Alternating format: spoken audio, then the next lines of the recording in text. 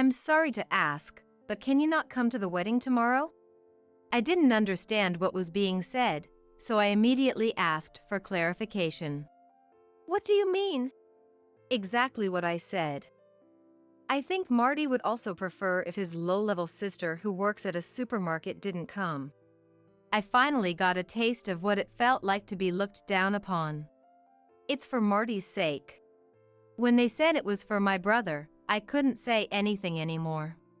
My name is Joanna. When I was in 9th grade, my parents passed away in a car accident, leaving my brother Marty and me alone. At first, I couldn't comprehend what had happened. We didn't have any reliable relatives, so our teachers took care of the funeral arrangements and other necessities.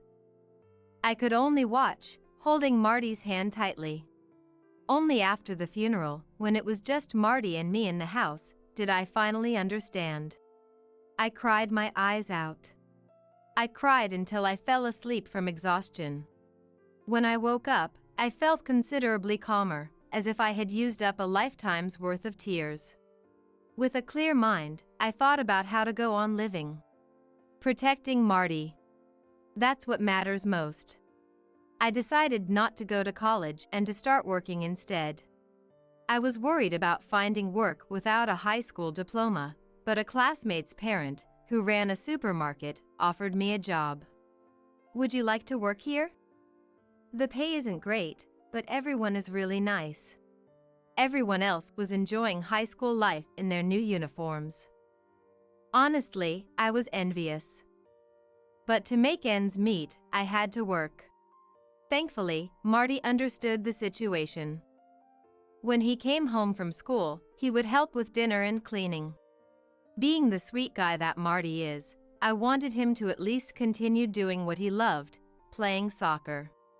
Marty wanted to quit because of the travel costs for matches, but the coach and I convinced him to stay.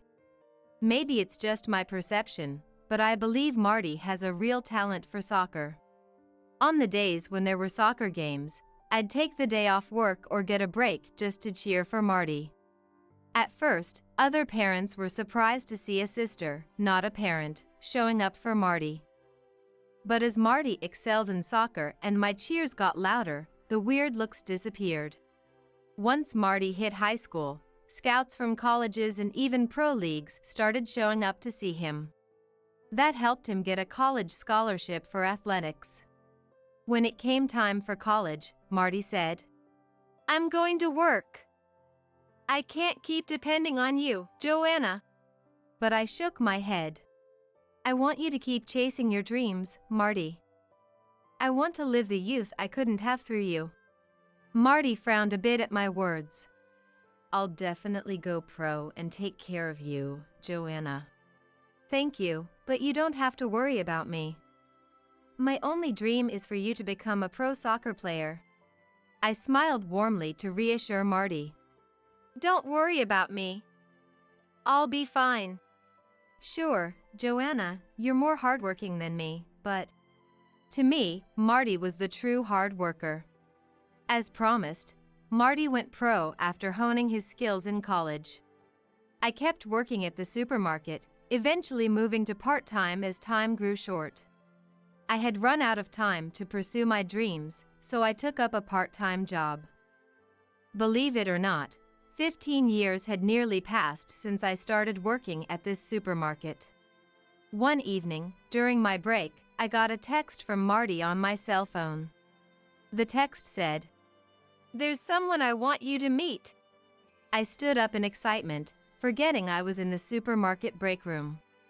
I was so happy Marty had found someone special that I even cried while telling my coworkers and manager. Marty was a very good kid who rarely made demands. He lost all his rebellious tendencies after our parents passed away. He even considered quitting soccer, which he loved, just to support me. And now I get to meet someone special to Marty. Could I be happier?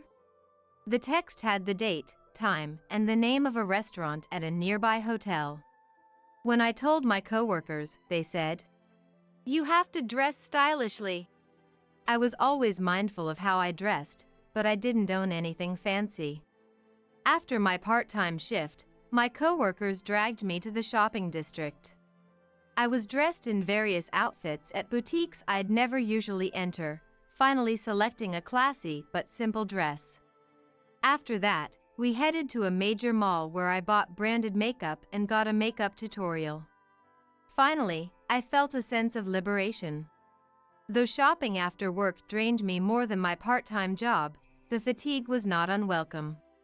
I'd been counting down the days on my calendar, eagerly awaiting this day. A few days later, I sat in the hotel lobby where we agreed to meet, wearing a dress I'd bought with a coworker. I'm not great at makeup, but I think I did it right, just as I was taught. Feeling nervous, I waited for the two of them. Then suddenly, I heard someone call from behind me. Joanna! Turning around slowly, I saw Marty in a suit and a stunning woman with long hair next to him. Joanna, you look amazing. I went all out on being stylish. Marty said he wanted to introduce me to someone special. As I said this and laughed, Marty seemed pleased. Let me introduce you. This is my fiancée, Vanessa. Nice to meet you. I'm Vanessa, your future sister-in-law. Receiving such a courteous greeting from an incredibly beautiful woman, I found myself getting even more nervous. Somehow managing to say, I'm Marty's sister, Joanna. We decided to move to a restaurant. Once we were seated, we chatted about various things. Vanessa comes from a well-known family around here, and her father is apparently quite wealthy. Marty has told me about you. After your parents passed away, you've been like a parent to him. Parent-like, I wouldn't say. Don't be modest. You gave up high school for me and went to work. Wait, you didn't finish high school? Yeah, I started working right after middle school at a supermarket. It's been 15 years now. Just then, something felt off. Though Vanessa was nodding and making cute faces, it felt like she was looking down on me from behind her eyes. I thought it was my imagination, but then I saw her sneer when Marty wasn't looking. Your dress suits you well. She complimented my dress, but the way she scanned me from head to toe and snickered under her breath confirmed it. She definitely looked down on me. Next year, we're planning to get married, Marty said, looking a bit embarrassed. To be honest, I wasn't thrilled, but if this was Marty's choice, I had to be happy for him. All I could do was offer my biggest smile and say, "Congratulations." So, our meetup ended. Though I had some reservations, if they were happy, who was I to say anything? I let it go. Days flew by, and before I knew it, Marty's wedding day was tomorrow. As I was getting my outfit and other necessities ready, a call came in from Vanessa on my cell. I returned her call immediately, wondering what could be wrong. I'm busy too. Could you get to the point? I never expected to be greeted like that right off the bat. I should have left on time, and I know it's my fault. So, I genuinely say, I'm sorry. On the other end of the phone, Vanessa lets out a sigh-like sound. Look. Then she throws a shocking statement my way. Could your sister-in-law please not come to the wedding tomorrow? What? I didn't understand her meaning, so I asked her again. Vanessa, what are you saying? I mean exactly what I said. I don't think even Marty would want his sister who works at a grocery store to come. Her condescending tone makes me realize what it's like to be belittled. She doesn't even try to hide her mockery. But no matter what, I can't miss my only brother's wedding. Vanessa, that's not gonna happen. I'm the bride, so if I say it's possible, then it is. Please don't make me say it again. It's also for Marty's sake. When she brings up Marty's sake, I can't argue anymore. The wedding will have guests like the coach and players of the team Marty is part of. Also, there will be people from the major corporations Vanessa's family does business with, people you'd typically call elites. I can't deny that I've wondered if me, a high school dropout, being there would ruin the atmosphere. Marty might say, "Don't worry about it." But I'm sure others won't feel the same way. Don't worry about it. But I'm sure others won't feel the same way. Maybe it would be better to follow Vanessa's suggestion and not attend. Fine, I won't come. But can I at least send a congratulatory message? Even though it might be rude over the phone, if I can't say it in person, then what? Never mind, then. Vanessa curtly says, hanging up the phone. Stunned, I hold my disconnected phone. I wish I could have seen Marty happy with my own eyes. I push the packed bag into the corner of the room and crawl into bed. I'll just sleep through today. I don't feel like doing anything, and if I let my guard down, I might start crying. I forcefully close my eyes, but I couldn't sleep until morning. The next morning, I check my phone and find several missed calls from Marty. No surprise there. The whole family was supposed to head to the wedding venue early in the morning. Just then, another call from Marty comes in. I answer the phone. Hello. Joanna? Where are you? I'm coming to get you. Marty, I can't make it today. I can sense the urgency on the other end. Why? Marty asks with a sad voice. I'm torn about telling the truth when Marty continues. Did Vanessa say something? Is that it? How did you? Did Vanessa say something to Marty? Before I could ask, he says.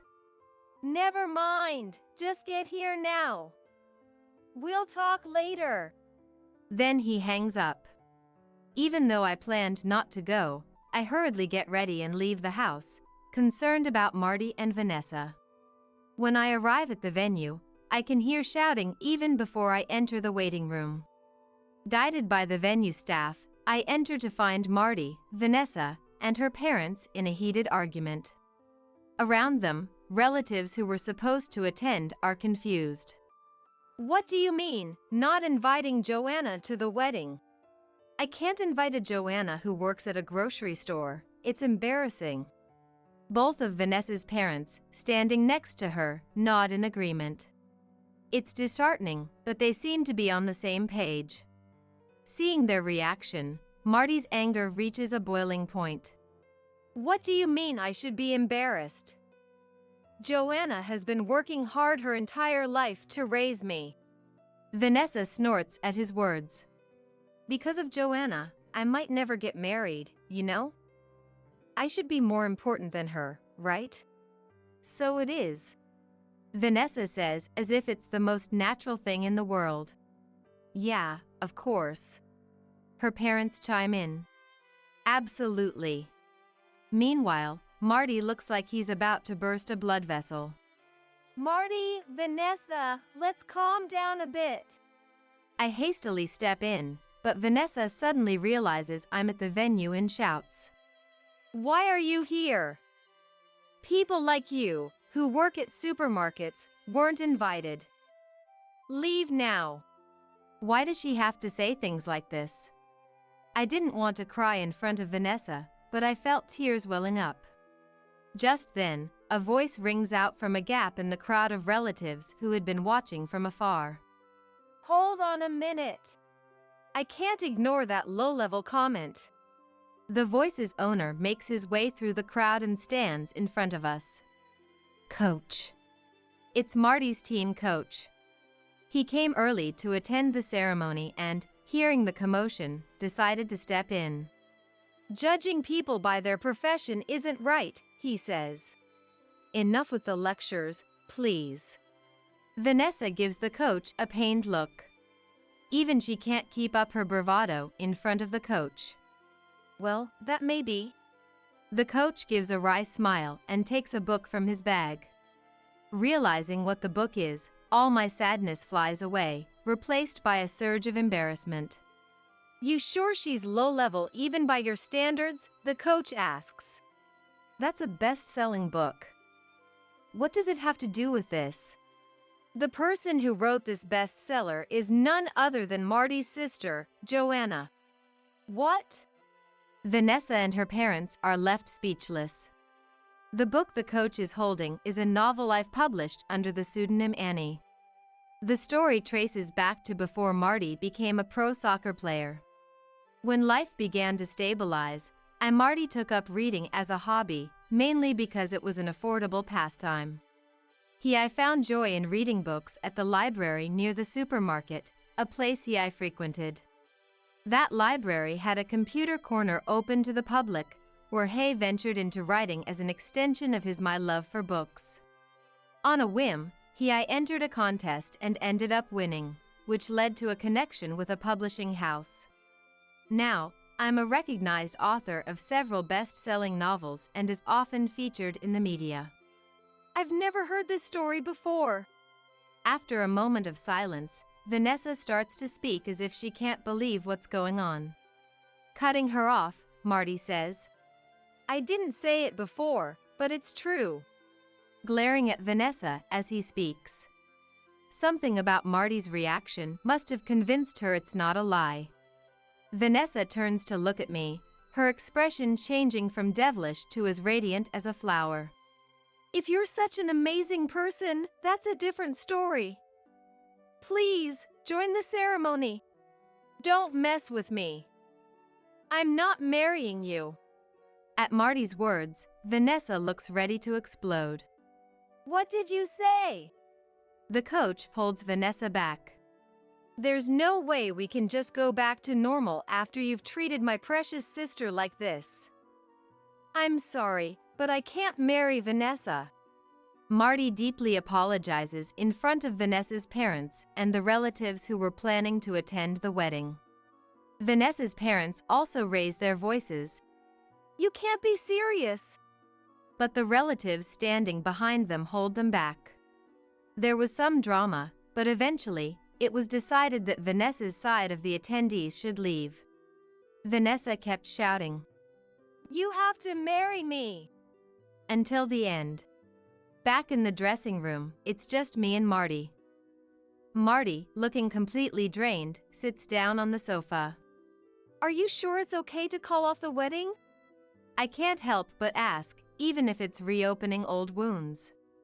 Marty lets out a dry laugh. Being a soccer player means you have a limited time in the spotlight. I don't think a marriage with Vanessa, who is so obsessed with her career, would last long. That makes sense. Marty has a point. I can easily picture how Vanessa, who ridiculed me so much for working at a supermarket, would treat Marty after he quits soccer. Why didn't you tell her that I'm a writer? I throw another question at Marty. Marty hadn't told Vanessa that I'm a writer. It felt like there was some meaning behind this. I just didn't think it was necessary. Marty smiles. But I can't help but think that maybe Marty had noticed something about Vanessa's true nature. Several discussions took place between both families, and the marriage, the engagement, was officially called off. Vanessa and her parents resisted until the end, but it seems their relatives managed to hold them back. Even after the marriage fell through, Marty continues to thrive in soccer. On the other hand, it seems like Vanessa's family faced a tough time after her outburst in the waiting room got sold to the media. As for me, I'm considering turning this experience into a novel while continuing my writing and supermarket job. I plan to keep teaming up with Marty, just like we always have.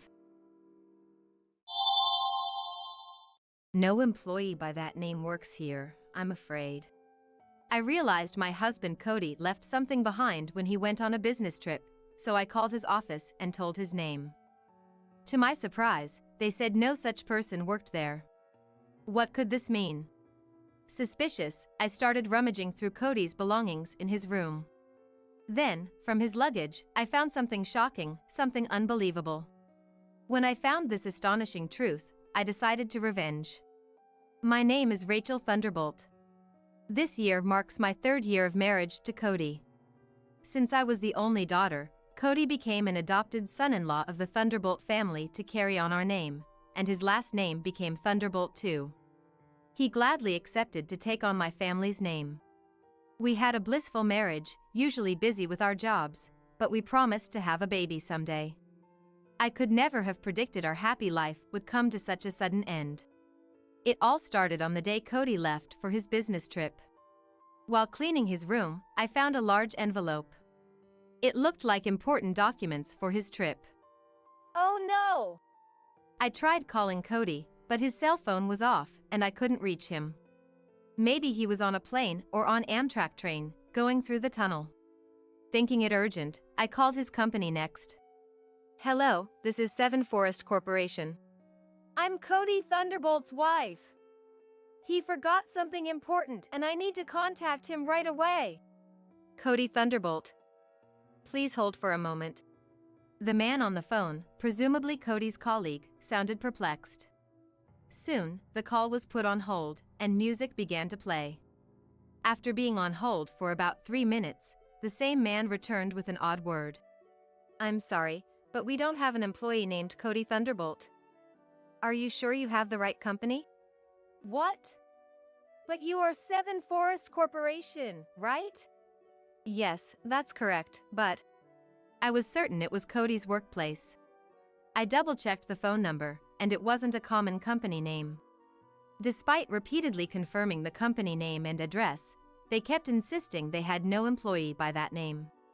All right, thank you. Sorry to bother you. I hung up the phone, utterly confused, but one thing was certain. Cody was lying about something. With a mix of confusion and a desire to find some clue, I searched his room again. And there, in his bag, I found an employee ID card for Seven Forest Corporation. It had his photo on it. He definitely worked there, no doubt about it. But the name written here. It said Cody Harris, a completely different last name. Confused and dizzy, I squatted down. I took a deep breath to calm my mind. Cody had a big secret. Convinced of this, I couldn't just sit still. I went straight to a private investigator to look into his background. Cody's business trip, if his words were right, was for a week. The investigator was skilled, and I got the report before Cody returned. But the content was shocking. To put it bluntly, Rachel Thunderbolt, you're single. What? I don't understand what you mean. Cody has another family. Does that mean he's cheating on me? Well, it's more like you're the other woman. What? According to the investigator, there was no marriage record between me and Cody. He had another family, with whom he was legally married, so they were his real wife and children. Was I not married? What does this mean? It was a shockingly unbelievable fact. After receiving the report from the investigator, I couldn't say anything and rode the bus home, absent-minded. We'll need quite a bit of money for a wedding, huh? I can't afford it right now, but one day we'll definitely have one. I'll work harder so we can also go on a honeymoon. 3 years ago, Cody said that with a refreshing smile and promised. It's okay if we don't have a wedding. I'm happy as is. I smiled and said that. His parents had passed away, leaving him all alone, so we only reported our marriage to my parents. Since I was the only daughter, he took the initiative to take on the Thunderbolt name. Of course, my parents were delighted with this. We signed the marriage application, but around that time, I got busy at work and couldn't find time to go to the city office with him. Rachel, you're busy, right? I'll submit it when the time is right.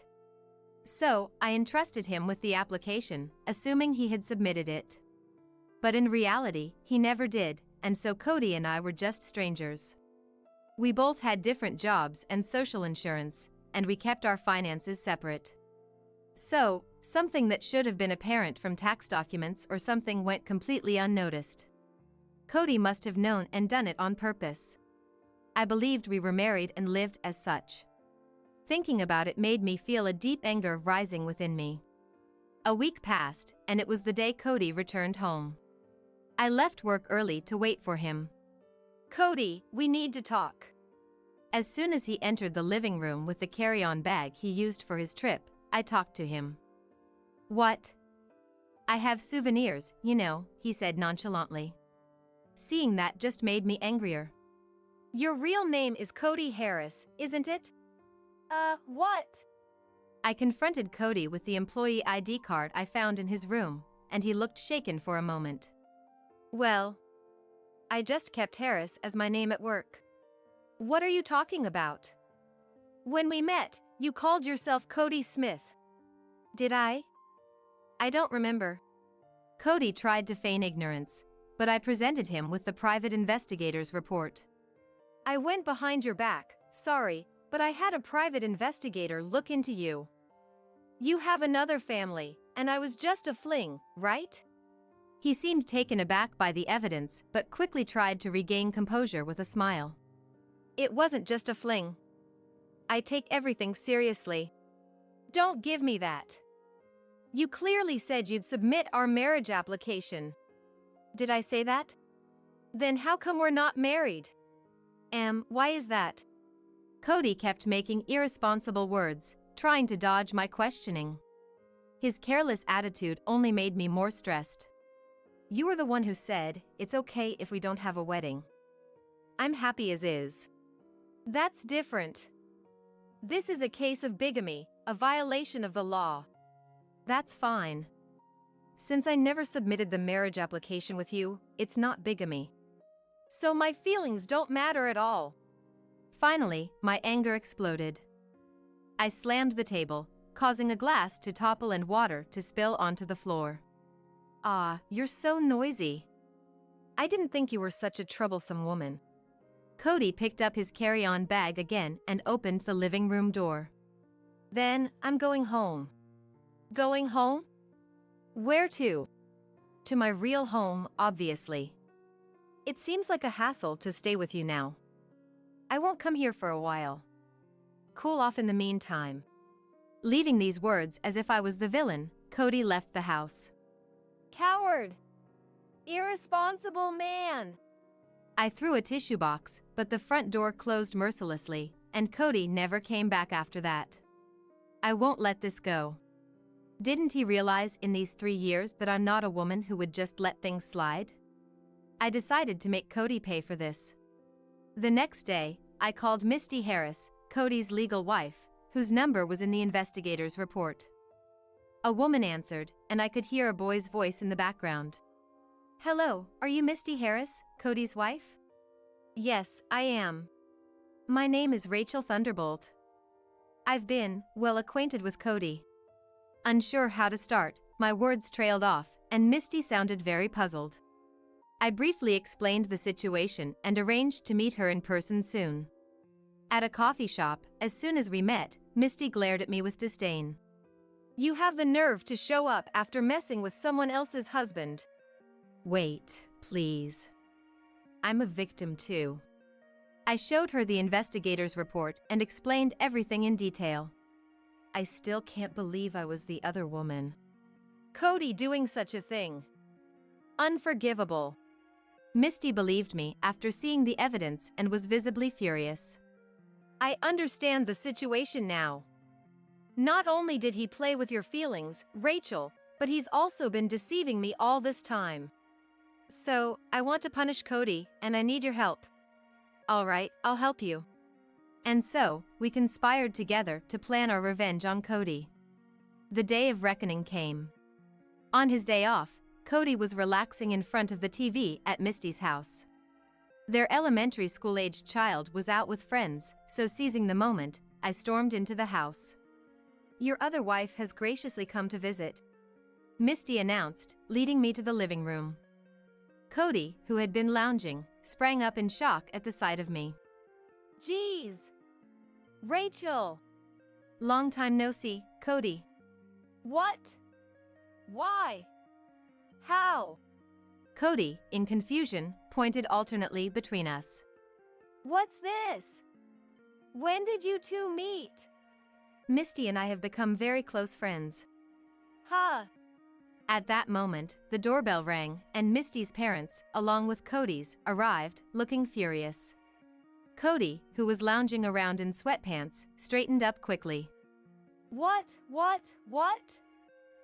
brings everyone here together? He was completely intimidated by their devilish expressions. Rachel, did you set this up? I got Misty's help too. So, Cody, you have no allies here. By yesterday, Misty had already told her parents that Cody was cheating. I had managed to get the contact details of Cody's parents, who were actually alive, and sent them a registered letter with the investigator's report and a summary of everything that had happened. And I called them here for Cody's punishment. What are you doing? What's your aim with all this? First, you have something you need to do, right? You know what it is? You want money? No. You should start with an apology.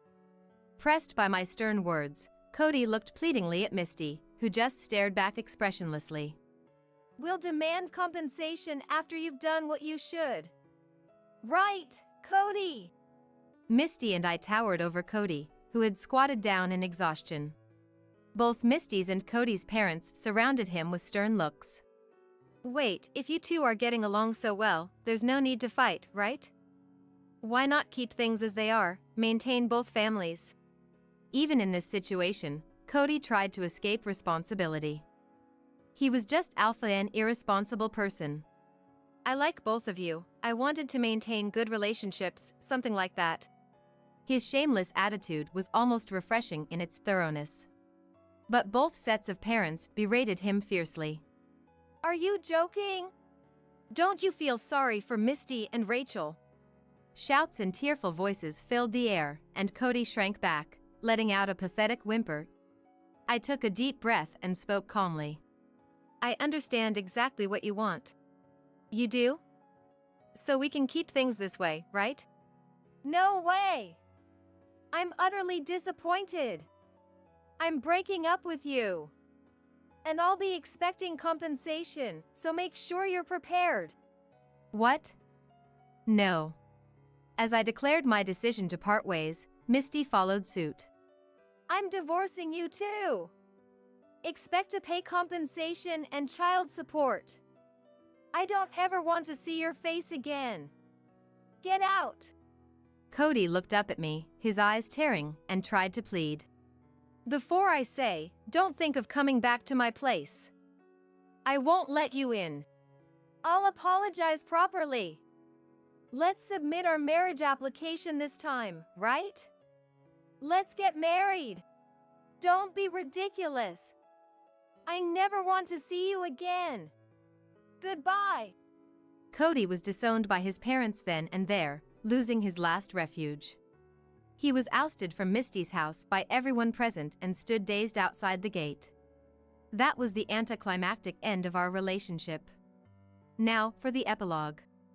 Cody, having to pay us compensation and losing everything, stayed at cheap hotels and internet cafes. But after my call to his company about his business trip raised suspicion, his boss confronted him, and his double life was exposed. The whole company found out through the colleague who took the call, so Cody quit his job, fleeing in shame. True to his irresponsible nature, he ran away just because he felt uncomfortable, despite having no money. Eventually, Cody ran out of money and became homeless, as I heard. As for me, I ended my relationship with Cody, but the emotional scars of spending 3 years as the other woman didn't heal easily. I buried myself in work to forget, leading to a life consumed by my job. A male colleague, concerned about me, asked, "Is something wrong?" and we started going out for drinks together. While venting over drinks, I found myself crying, but he just silently supported me. Having lost trust in people, I began to feel that maybe I could trust this man, and we started dating.